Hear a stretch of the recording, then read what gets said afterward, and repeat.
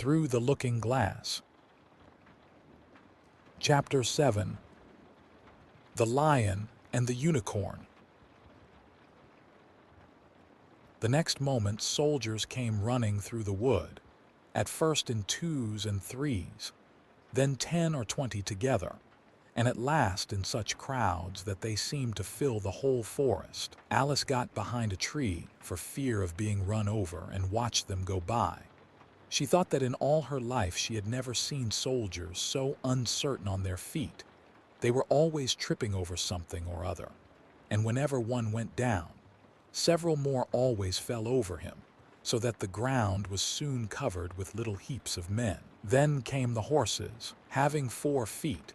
These managed rather better than the foot soldiers, but even they stumbled now and then, and it seemed to be a regular rule that, whenever a horse stumbled, the rider fell off instantly. The confusion got worse every moment, and Alice was very glad to get out of the wood into an open place, where she found the White King seated on the ground, busily writing in his memorandum book.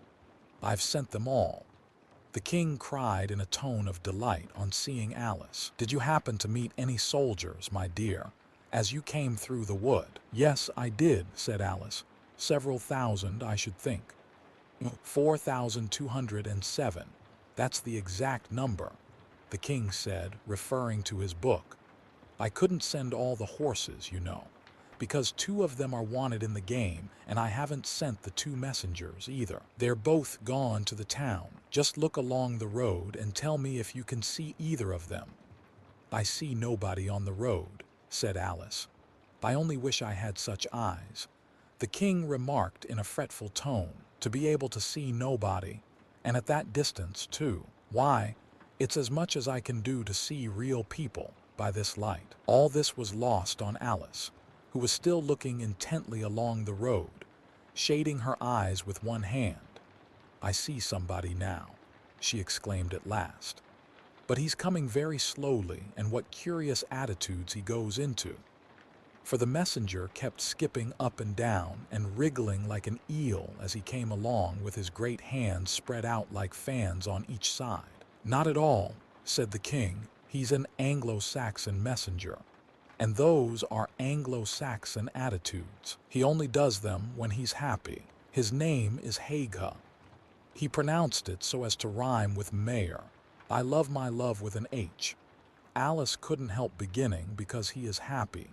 "I hate him with an H, because he is hideous. I fed him with ham sandwiches and hay. His name is Haga, and he lives on the hill." The king remarked simply, without the least idea that he was joining in the game, while Alice was still hesitating for the name of a town beginning with H. The other messengers called Hatta. "I must have 2, you know, to come and go." "One to come and 1 to go. I beg your pardon," said Alice. "It isn't respectable to beg," said the king. "I only meant that I didn't understand," said Alice. "Why 1 to come and 1 to go?" "Didn't I tell you?" the king repeated impatiently. "I must have 2 to fetch and carry. 1 to fetch and 1 to carry." At this moment the messenger arrived. He was far too much out of breath to say a word, and could only wave his hands about and make the most fearful faces at the poor king. "This young lady loves you with an H," the king said, introducing Alice in the hope of turning off the messenger's attention from himself. But it was no use.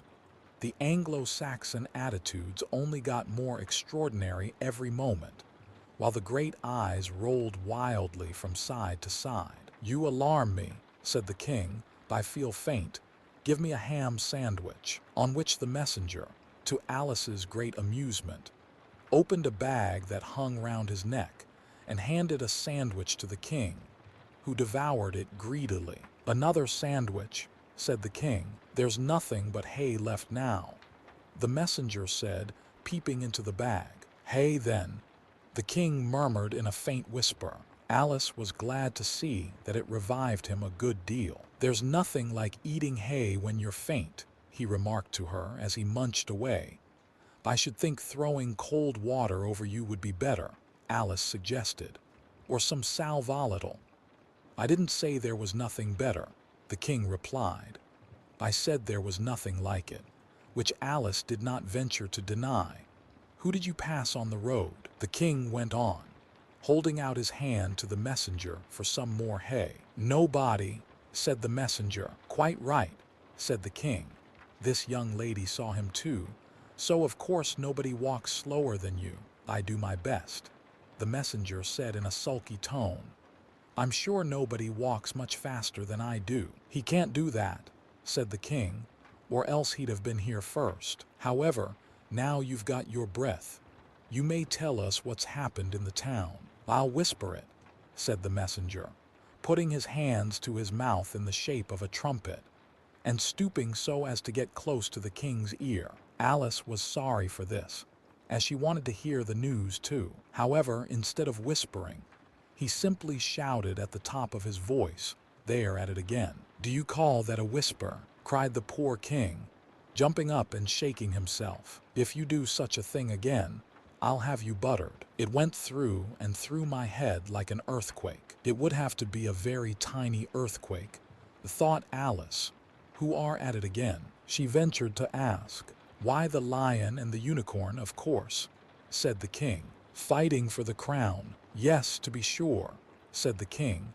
"And the best of the joke is that it's my crown all the while. Let's run and see them."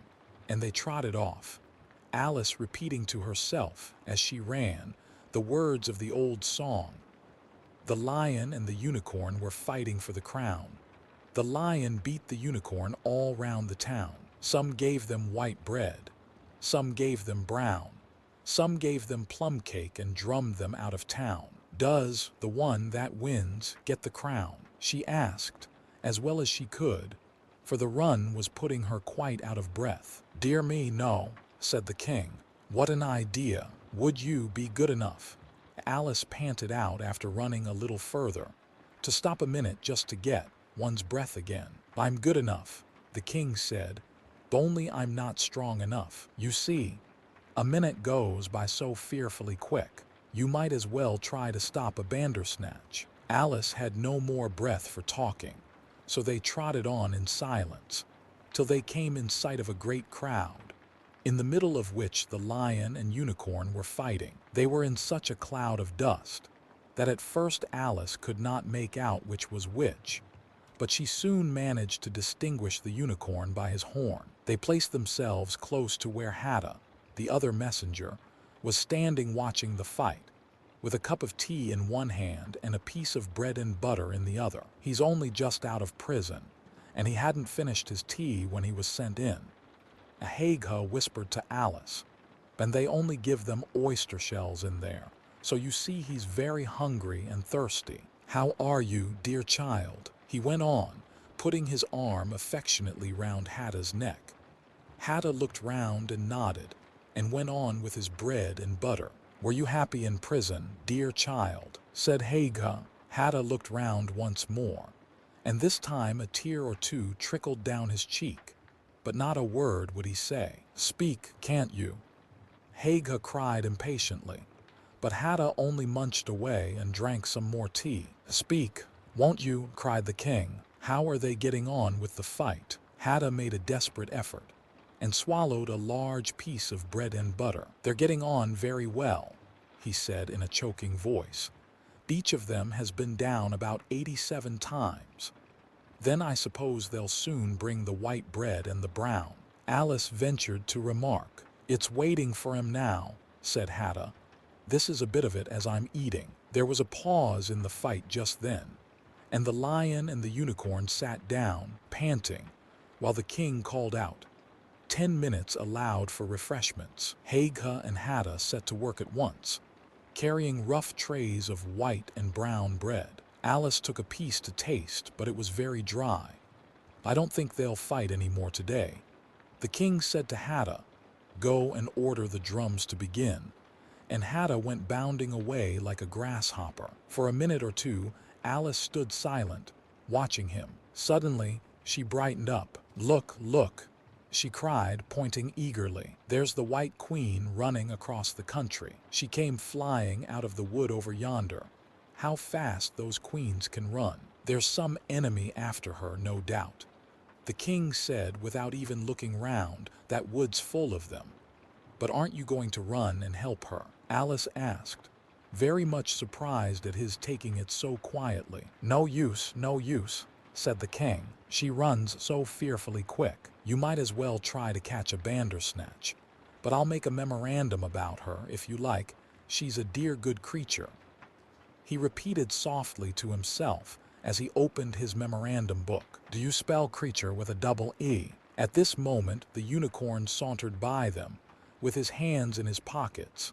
I had the best of it this time, he said to the king, just glancing at him as he passed. A little, the king replied, rather nervously. You shouldn't have run him through with your horn, you know. It didn't hurt him, the unicorn said carelessly, and he was going on when his eye happened to fall upon Alice.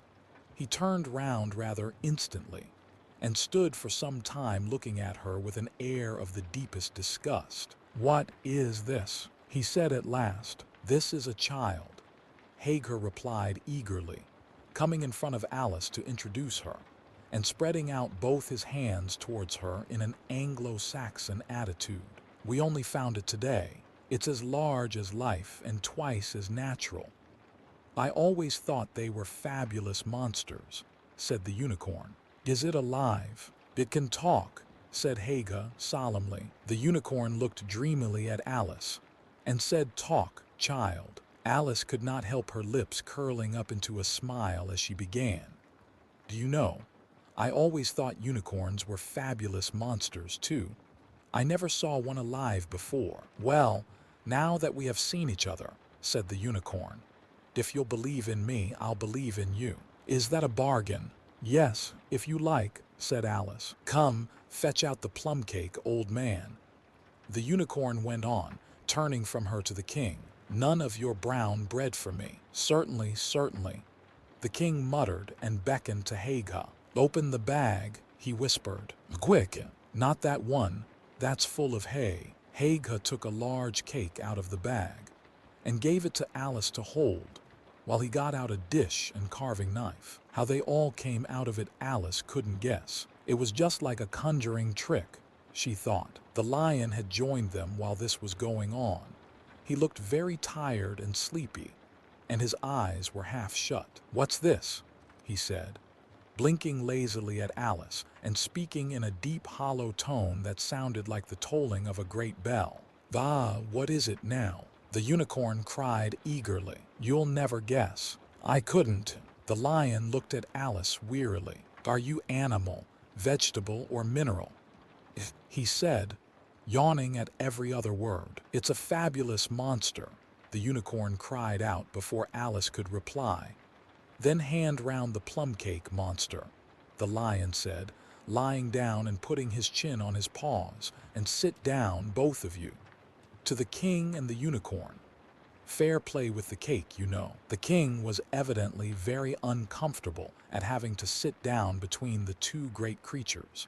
But there was no other place for him. What a fight we might have for the crown now, the unicorn said, looking slyly up at the crown, which the poor king was nearly shaking off his head, he trembled so much. I should win easy, said the lion. I'm not so sure of that, said the unicorn. Why, I beat you all round the town, you chicken, the lion replied angrily, half getting up as he spoke. Here the king interrupted to prevent the quarrel going on. He was very nervous and his voice quite quivered. All round the town, he said. That's a good long way. Did you go by the old bridge or the marketplace? You get the best view by the old bridge. I'm sure I don't know.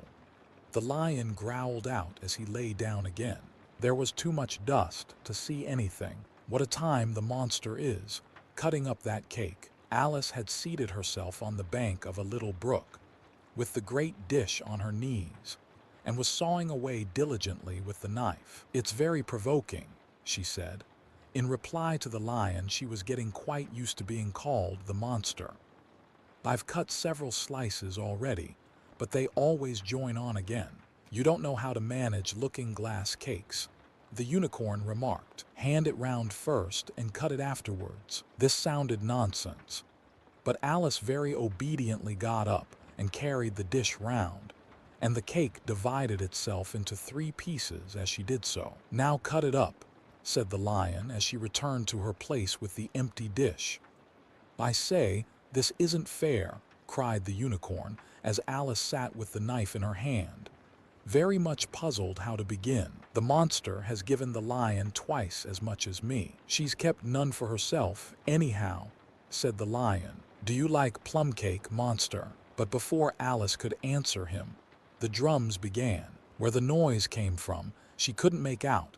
The air seemed full of it, and it rang through and through her head till she felt quite deafened. She started to her feet and sprang across the little brook in her terror, and had just time to see the lion and the unicorn rise to their feet, with angry looks at being interrupted in their feast, before she dropped to her knees and put her hands over her ears, vainly trying to shut out the dreadful uproar. "If that doesn't drum them out of town," she thought to herself, "nothing ever will."